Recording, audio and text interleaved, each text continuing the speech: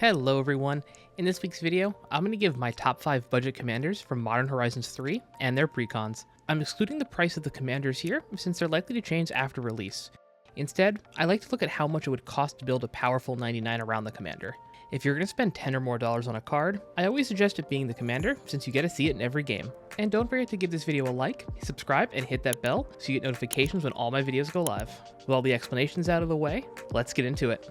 Let's kick things off with an incredibly underrated Gruul commander, Roshan Roaring Prophet. This commander is all about X-Spells, and I'm here for it.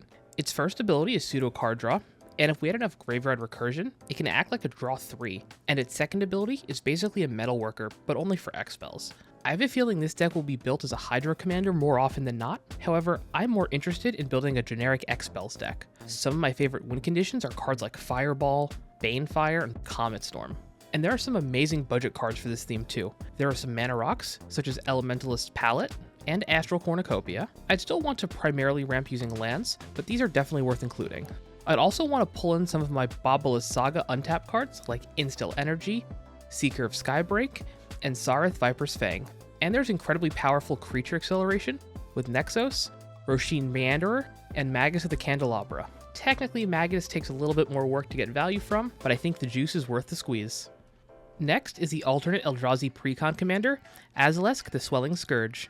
Now you might be asking yourself, how is a 5-color Eldrazi commander budget? And to that I'd say, technically, this is a Scions and Spawns deck more than just a traditional Eldrazi commander.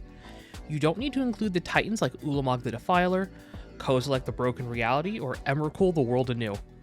Honestly, I would actually just avoid these titans in this deck, even if you have the budget for them.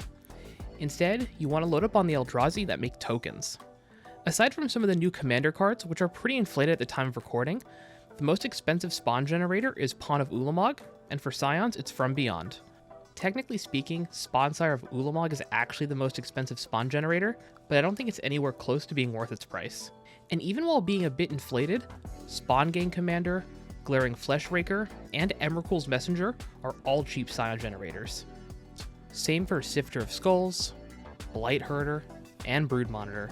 And the mana base for this deck is actually pretty budget. All you need is 10 Pain lands, some of the more cheap filter lands, and whatever utility lands you have laying around.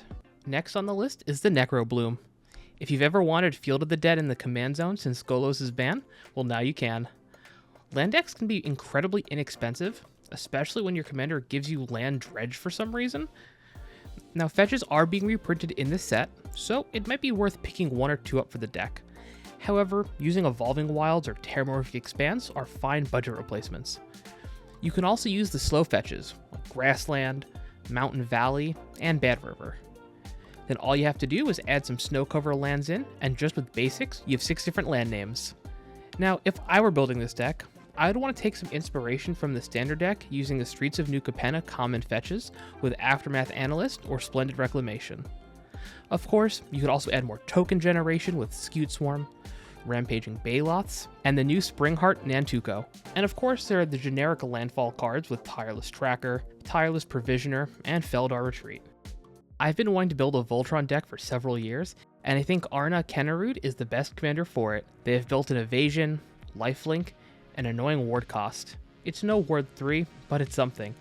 And not only that, but they provide a unique form of card advantage by making copies of your auras and equipment. They also copy counters, but that doesn't matter a ton unless you're putting +1/+1 counters on stuff or exalted counters with Emissary of Soulfire. Now the deck I'd want to build with this commander would be focused around bestowed creatures and auras. For those of you who are newer to Magic, when a creature enchanted with a bestow creature leaves the battlefield, that bestow enchantment just becomes a creature. So if we can make multiple copies of Eidolon of Countless Battles, Indebted Spirit, or Celestial Archon, whenever the enchanted creature leaves play, we can easily rebuild by enchanting our new board. This is great protection against board wipes and even targeted removal, which can easily disrupt strategies like these. But with only 26 bestow creatures and most of them not being great on rate, I would suggest adding a package of auras with ETBs, such as Sage's Reverie, Cartouche of Solidarity, and Righteous Authority. Finally, let's add some constellation cards featuring Archon of Sun's Grace, Grim Guardian, and one of my favorites, Boon of the Spirit Realm. And last but not least is Sil Gengar, Sire of Famine.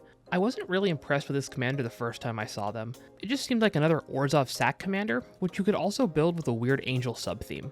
No thanks. But as I was discussing this card with a friend, we realized something. Well, instead of building your usual Aristocrats deck, let's make this an Orzhov Blink deck. Silgengar's second ability might seem like a downside. However, finality counters only put creatures into exile if they are put into the graveyard. And because they're counters, if we blink our board, we can remove the counters and then trigger their ETBs again. If you're looking for mass blink, Lae'zel's Acrobatics, Eerie Interlude, and Ghostway should be your go-to options. Cosmic Intervention also combos nicely with our commander's ability, since it isn't restricted to sorcery speed, allowing you to sacrifice your board before your opponent's end step, returning them with Cosmic Intervention, sacrificing them again, and then using your commander's ability to return all of them into play with finality counters. Also, you can use Cosmic Intervention to avoid the exile with finality counters because they're both replacement effects, so you gotta pick which one you want. As for the creatures you'd want to blink, I think the usual suspects of like Solemn Simulacrum, Marionette Apprentice, and Inspiring Overseer will do just fine. But I also want to add some blood token support with Valderan Bloodcaster, Glasscast Heart, and Transmutation Font. These might seem like weird includes, but just hear me out. Valdean Bloodcaster essentially doubles the blood tokens from our commander. Glasscast Heart provides you with tokens to sacrifice, and you can deal 13 damage pretty easily. And Transmutation Font lets you tutor up any artifact from your deck into play, so you can pick cards such as Panharmonicon, Mere Battlesphere, or Thousand Moon Smithy. And that wraps up my top 5 budget commanders for Modern Horizons 3. I would love to hear what commander you're looking forward to building, and how pre-release went.